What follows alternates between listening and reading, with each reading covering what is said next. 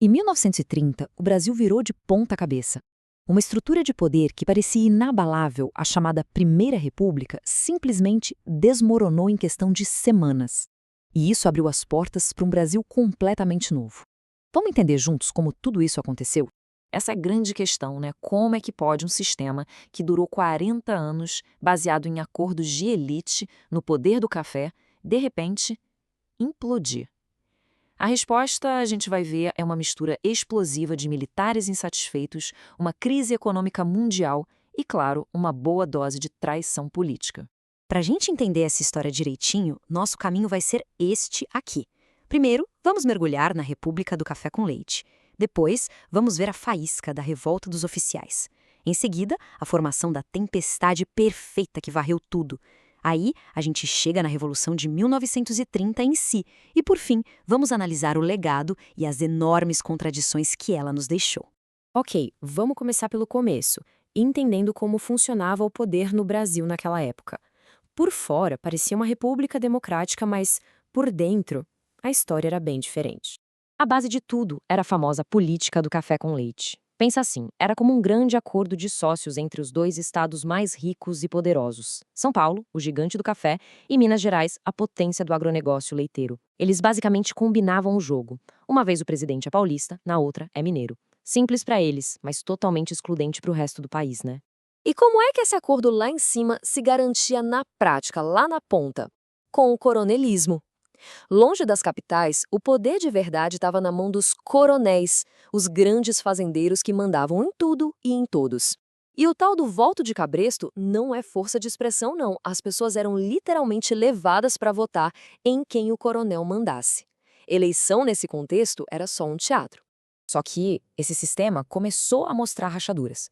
E a primeira grande fissura veio de um lugar que ninguém esperava. Ou melhor, que a elite não queria olhar. Os quartéis. E é aí que surge o tenentismo. Pensa numa galera jovem, de baixa patente no exército, a maioria tenentes, que olhava para essa política dos coronéis, para essa corrupção toda e sentia um misto de raiva e vergonha. Eles se viam como salvadores da pátria, os únicos com moral e força para limpar e modernizar o Brasil, nem que fosse na marra. Agora, as bandeiras que eles levantavam são bem interessantes. Fim da corrupção, voto secreto para acabar com o poder do coronel, mais educação. Mas o ponto-chave que a gente precisa prestar muita atenção é o último: centralizar o poder. Para eles, a solução era um governo federal forte, que passasse por cima dos poderes regionais. Era um projeto reformista, sim, mas que já nascia com DNA bem autoritário. E eles não ficaram só no discurso, não. A década de 20 foi pontuada por rebeliões. Começou em 22, com aquele ato quase suicida dos 18 do Forte em Copacabana. Depois, em 24, uma revolta bem maior em São Paulo. E tudo isso culminou na lendária Coluna Prestes. E olha esse número. 25 mil quilômetros. Gente, para a gente ter uma dimensão do que foi isso, é como dar mais da metade da volta ao mundo. Um grupo de uns 1.500 homens, liderados por Luiz Carlos Prestes, marchando pelo interior do Brasil por mais de 2 anos, desafiando o governo. Foi uma verdadeira odisseia. Do ponto de vista militar, a Coluna Prestes não venceu. Eles não tomaram o poder, mas o impacto simbólico, esse foi gigantesco. Eles viraram lenda, mostraram para o Brasil inteiro que o governo era fraco, que a insatisfação era enorme e principalmente plantaram a sementinha da revolução por onde passaram. E agora, a gente chega no momento em que tudo converge. A tempestade perfeita se forma com a combinação fatal de uma briga política interna e um colapso econômico que veio lá de fora. Aqui o caldo entornou de vez. Lembra do acordo do café com leite? Pois é. O presidente da vez era o paulista Washington Luiz. Pela regra, ele deveria apoiar um mineiro. Mas ele rasga o combinado e indica outro paulista. Para a elite de Minas, isso foi uma punhalada nas costas. O pacto que sustentava a República estava morto. E o que a elite mineira fez? Se juntou com outros estados que também estavam de fora do poder, como o Rio Grande do Sul e a Paraíba. Juntos, eles criaram a Aliança Liberal para bater de frente com São Paulo.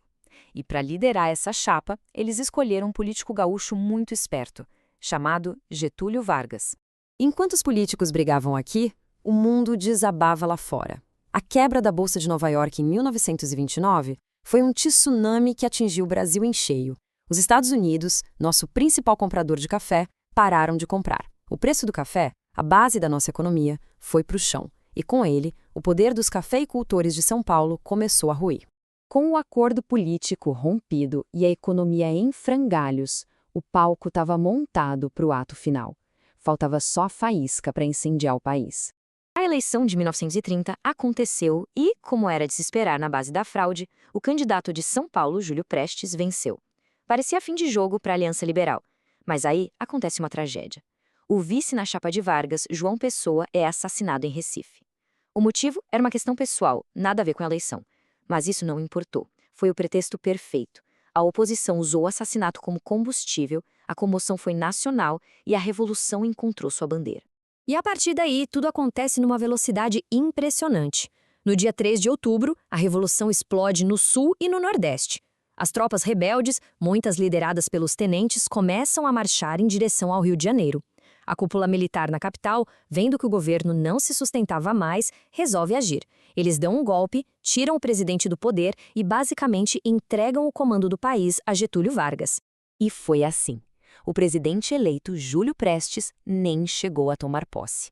A República Velha, com seus 41 anos, acabava ali.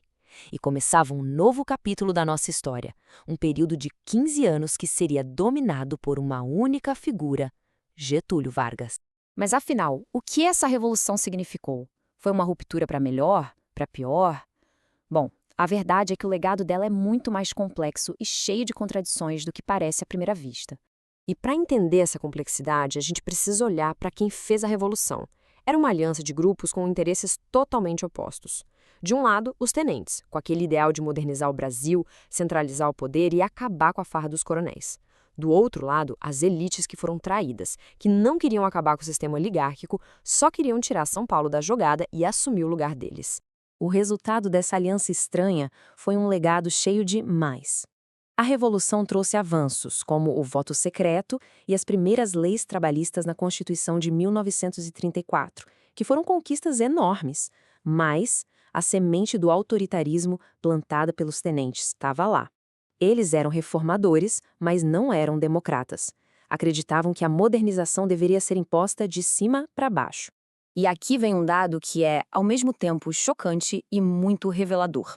Aquela mentalidade tenentista, a ideia de que as Forças Armadas têm a missão de intervir na política para salvar o país, não morreu em 1930. Ela evoluiu. E os jovens tenentes idealistas dos anos 20 se tornaram os generais que comandaram o golpe militar de 1964. E isso nos leva direto para os dias de hoje. A Revolução de 1930 não é só poeira nos livros de história. Ela inaugurou um debate que parece nunca ter fim no Brasil. Essa tensão constante entre a busca por um Estado forte, centralizador e moralizador e o respeito às regras do jogo democrático. Uma tensão que, de tempos em tempos, volta a assombrar a nossa política.